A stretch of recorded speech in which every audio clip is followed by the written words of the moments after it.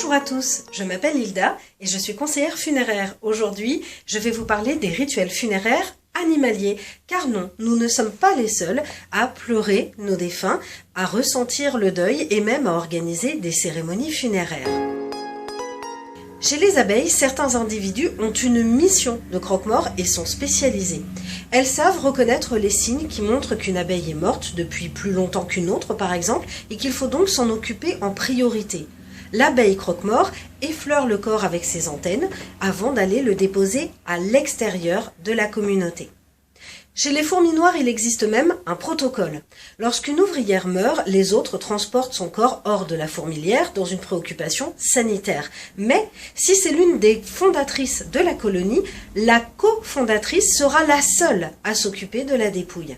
Les termites, eux, interviennent dès les premières minutes du décès. Ils ont aussi un rituel qui consiste à toucher le corps avec les antennes, mais ensuite, au lieu de l'extraire de la colonie, ils l'enterrent dans une chambre spéciale. Et oui, les termites, en fait, ont un cimetière. Intéressons-nous maintenant aux oiseaux.